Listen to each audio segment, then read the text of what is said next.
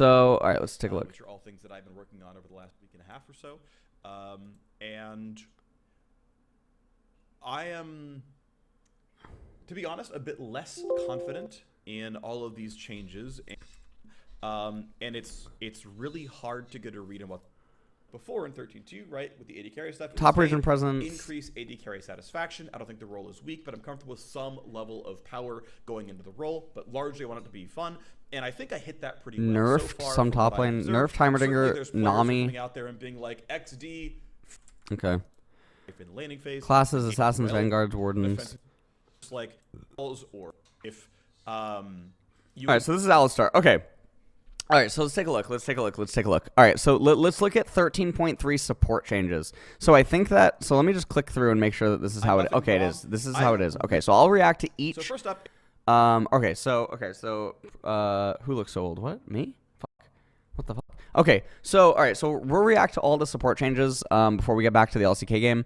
So this is what's going on.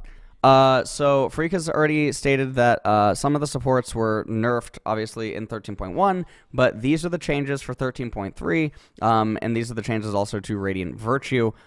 These are a part of the preview. So there's probably going to be a proper 13.3 patch preview video that will end up coming out too, but for now, this one's just going to be a reaction to the support changes. So Alistar, Triumphant Roar, self-heal 23 to 142 to 5% max health. This is about a 40% buff. That sounds really big.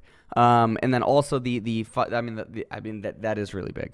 Passive Triumphant Roar Ally Heal 46 to 284 to 6% of Alistar's health. This is about a 15% nerf. Okay. Q Pulverize, Mana cost 55 to 75 to 50 to 70. So this frees up a little bit of mana, but realistically, I can't ever imagine Alistar needing mana. Pulverize AP ratio, this is a buff because of his support item. So 0.2. I don't think this is really doing anything for like Alistar top lane or something, even though his sustain is better. His sustain is better in top lane. I mean, that's the first thing that immediately comes to mind is like Alistar top lane. When he gets a self heal increase buff that's like this big and it's a max health modifier and he can build health items in top. But like I just don't see him going top or something. Q Pulverize AP ratio 0.5 to 7. W Headbutt mana cost is also down considerably, so he's getting a lot of free mana inside of laning phase. W Headbutt AP ratio 0.7 to 9. Wait a minute, he's just getting he's getting 0.3, 0.2, 0.2. What? He's got 70% AP into his abilities. What? E Trample mana cost ratio 50 to 90 to 50 to 70. He's getting so much mana and he's getting so much AP into his abilities. So he's getting 70% AP.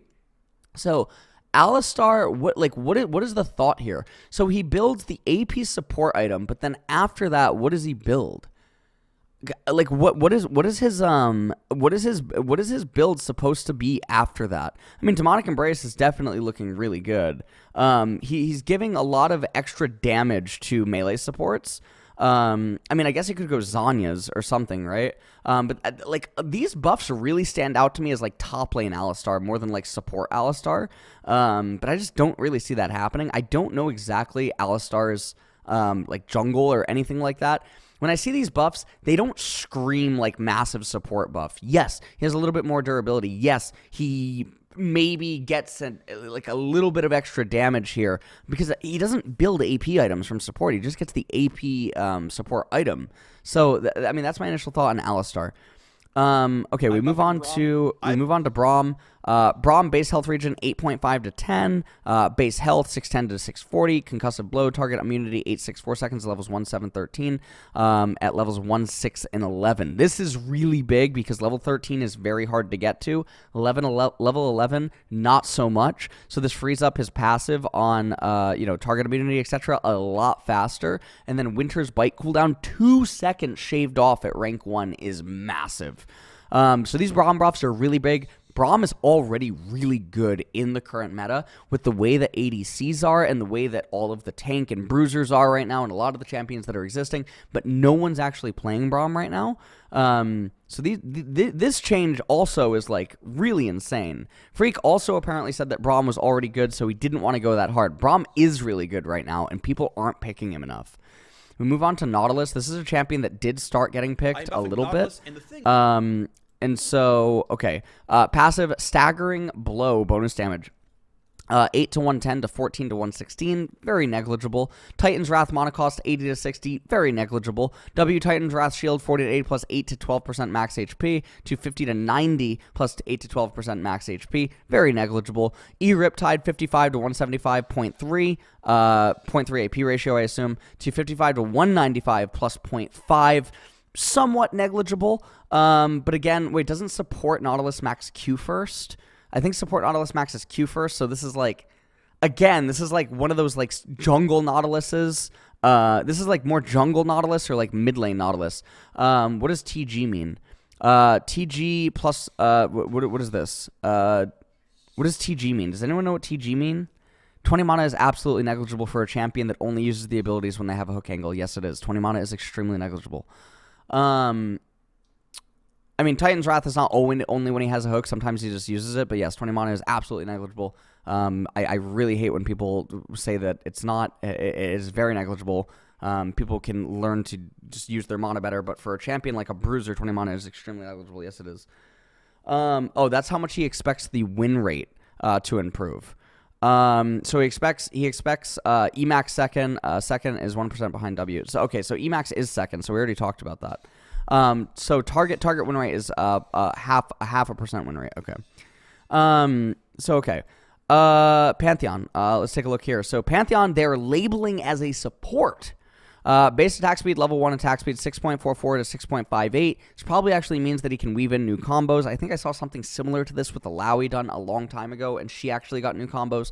Q Comet Spirit, mana cost 30 to 25. Pantheon probably throws Pantheon probably throws, I want to say 20 in like a laning phase. He probably has the capability of throwing 20 in a laning phase. For getting 20, now we're talking about 100 mana for an offensive support that spams his ability. This is different than like Nautilus's. Yes, Nautilus is also getting a 20 mana buff, and for Nautilus, his W is sometimes cast, and some people might think, well, Nautilus is probably going to cast his W inside a laning phase 5 times too, so it's 100 mana for Nautilus, 100 mana for Pantheon. Their mana is not the same because Pantheon's is less conditional than Nautilus's. Nautilus has conditions, Pantheon is not conditional, and it's a lot more like free throwing, and he's using it to try to get the opponent into lethal range, etc. Nautilus is not casting W almost always off of cooldown. Sometimes Pantheon also just randomly casts the Q in order to stack his passive, which is totally different than a lot of other champions in the game. Q Comet Spear cooldown 13 to 18 to 11 to 7. That is very, very big. That is so big. And they're expecting a 1.5% total win rate increase. I would actually see this as a massive buff for Jungle Pantheon because his clear is going to go up so quickly. So that's actually really cool. All right, so we move on now to Pyke.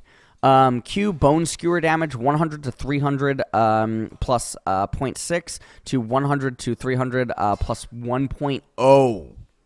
E Phantom Undertow damage 105 to 225 plus 1.0 to 105 to 265 plus 1.0.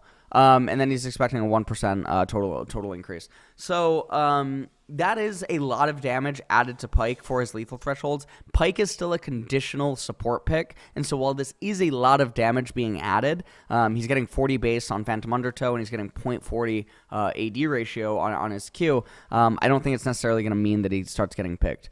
Rakan, Gleaming Quill damage, 70 to 250 plus 0.7 to 70 to 290 plus 0.9. So one of the things that I'm immediately going to say here is that there are people that go AP items on Rakan. There are people that go Rocket Belt on him as like support. There are high MMR Korean players, I believe, that do play AP Rakan support.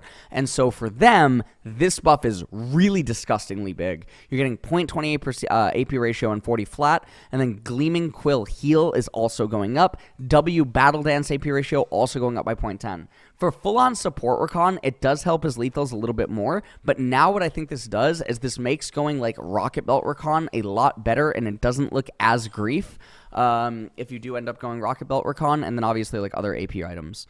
Okay. And then we move on to Thresh. They have to be really careful here. Thresh almost never gets touched.